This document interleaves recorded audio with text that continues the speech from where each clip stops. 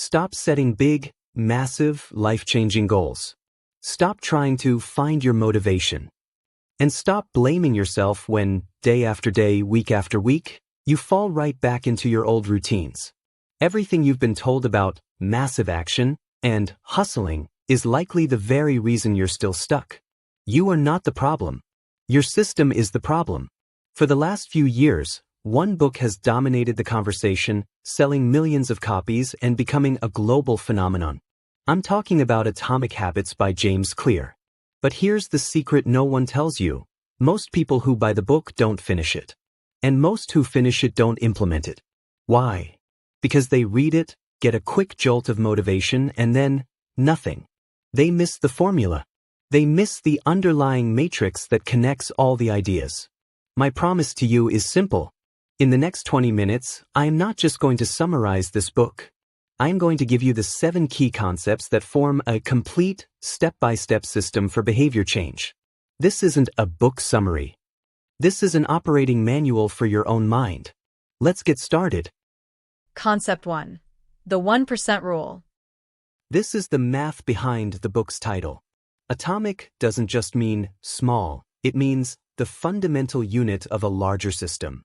Clear's core argument is that we massively overestimate the importance of one defining moment and drastically underestimate the value of making small improvements on a daily basis. We all want massive action, but he provides the math. If you get 1% better at something each day for 1 year, you'll end up 37 times better by the time you're done. Conversely, if you get 1% worse each day, you eat the junk food, you skip the gym, you hit snooze, that 1% decline doesn't seem like a big deal. But over a year, you'll be down to nearly zero. This is the definition of compound interest applied to your life. But this leads to the biggest psychological trigger for quitting. It's what Clear calls the plateau of latent potential. You start a new habit. You go to the gym for a week. You eat healthy for 2 weeks. You look in the mirror or at the scale and nothing. You are in what Clear calls the valley of disappointment. You're putting in the work, but you see no results. This is where 90% of people quit. They think the system is broken. But it's not. The work is not being wasted, it's being stored. Like an ice cube in a room at 25 degrees. 26, 27, nothing happens. Then, at 32 degrees, it finally begins to melt. The change wasn't the 1 degree. It was all the wasted degrees that came before it. Your only goal is to get 1% better. That's it. Your job is not to get in shape this week. Your job is to win today's 1%. Because if you can win the day, you can win the decade. Trust the process and you will break through the plateau. Concept 2. The 4-step habit loop. So, if our job is to get 1% better, how do we do it? This brings us to the core formula of the book. Clear didn't invent this, but he perfected it. He says every single habit you have, good or bad, follows a 4-step neurological loop. This is the formula for all human behavior. The steps are cue, craving, response, reward. Let's break this down with a bad habit, checking your phone. Cue, your phone buzzes or vibrates in your pocket. This is the trigger. Craving, you feel a tingle of social validation, curiosity, or anxiety. Who is it? What do they want? Is it important? This is the motivation for the habit. Response, you pull out your phone and unlock it. This is the habit itself. Reward, you see the text or the notification. The curiosity is satisfied. The anxiety is temporarily relieved. Your brain says, good job. Let's do that again.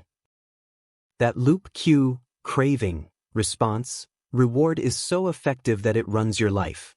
Your alarm clock, cue, you crave more sleep, craving, you hit the snooze button, response, you get 5 more minutes of comfort, reward. A new habit is formed. This loop is the machine. It's the engine. Once you see this loop, you can't unsee it. But just knowing the loop isn't enough. We have to know how to control it. And that brings us to the masterpiece of the book. Concept 3. The 4 laws of behavior change. This is the entire book in one simple matrix. If the 4-step loop is the problem, the 4 laws are the solution. Clear brilliantly created one law for each step of the loop. To build a good habit, you must. For the cue, make it obvious. For the craving, make it attractive. For the response, make it easy. For the reward, make it satisfying. Let's say your goal is to read more books. Here's how you apply the matrix. Make it obvious. Don't hide your book on a shelf. Put it on your pillow.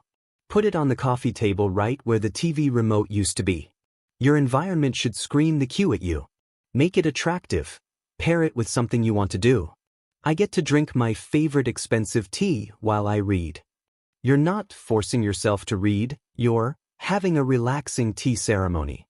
Make it easy. Don't start with, I'll read for an hour. That's hard. Start with, I'll read one page. Make it satisfying. This is the hardest part of good habits, because the reward, being knowledgeable, is delayed. So, create an immediate reward. Make a rule of don't break the chain calendar on your wall. Every day you read one page, you get to draw a big X on that day. The X is your immediate, satisfying reward. But here is the real power of this matrix. To break a bad habit, you just invert the laws. For the cue, make it invisible. For the craving, make it unattractive. For the response, make it difficult. For the reward, make it unsatisfying. Let's break the habit of eating too much junk food. Make it invisible, don't buy it. Put it in the back of the pantry, not on the counter. Cues you don't see can't trigger you. Make it unattractive. This is a mental shift. Force yourself to look at the ingredients. Read about the effects of high fructose corn syrup. Associate the food not with comfort, but with sickness and low energy. Make it difficult, add friction. Don't keep it in the house. If you really want chips, you have to get dressed, get in your car, and drive to the store. 9 times out of 10, your laziness will win. You've used your laziness for you. Make it unsatisfying. Get an accountability partner. If I eat a pint of ice cream, I have to pay my friend $20. The immediate pain of losing $20 is now greater than the immediate pleasure of the sugar. This 4-law matrix is your steering wheel. The rest of the book gives you the tactics to apply these laws. And I'm going to give you the 3 most powerful ones. Concept 4. Environment design. This is my favorite concept because it's so simple and it works instantly.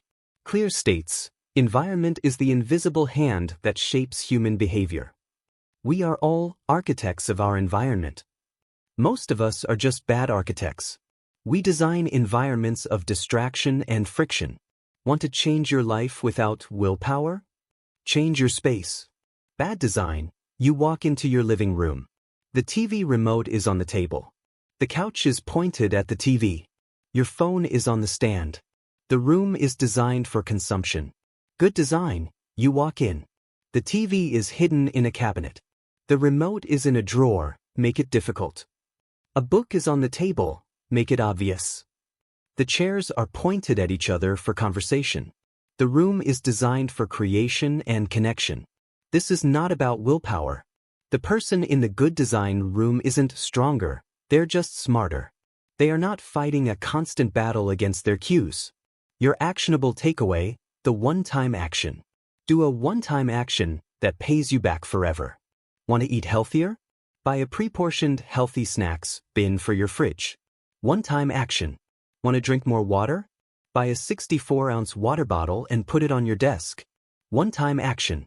Want to stop scrolling on your phone in bed? Buy a $10 alarm clock and charge your phone in another room. This is the king of all habit changes. It's one action, it makes scrolling difficult and waking up easy. Don't fight your environment. Curate it. Concept 5. Habit stacking. Now we get to the specific formulas. This is how you make it obvious. It's called habit stacking. Your brain is already a dense network of existing habits. The hardest thing to do is to create a new loop from scratch. So don't. Instead, plug your new habit into an existing one. The formula is simple. After current habit, I will do my new habit. This is a game changer. Let's see it in action. Bad goal. I will meditate more. This is a wish, not a plan. Good habit stack. After I pour my first cup of coffee, I will meditate for 1 minute. Your morning coffee is the cue. It's already established. You've just bolted your new habit, meditate for 1 minute, directly onto a habit you've had for a decade. It's brilliant. More examples. After I take my shoes off from work, I will change into my gym clothes. After I sit down for dinner, I will say one thing I'm grateful for. After I brush my teeth at night, I will floss one tooth. Notice how specific these are. This isn't, I'll floss more. It's, after Q, I will do my habit. Your actionable takeaway. Right now, think of one new habit you want to build. Now, think of something you already do every single day without fail. Brush teeth, make coffee, drive home, get into bed. Now, stack them. Write it down. After my obvious cue, I will do my new habit. You've just created a powerful, obvious neurological trigger. Concept 6. The 2-minute rule. This concept, for me, is the one that cures procrastination. It's the ultimate tool to make it easy. The 2-minute rule states, when you start a new habit, it should take less than 2 minutes to do. Less than 2 minutes why? Because a habit must be established before it can be improved. This is where everyone fails. We go all in. We say, I'm going to the gym for an hour, 5 days a week. We do it twice, get impossibly sore and quit. The 2-minute rule is not about the outcome. It's about mastering the art of showing up.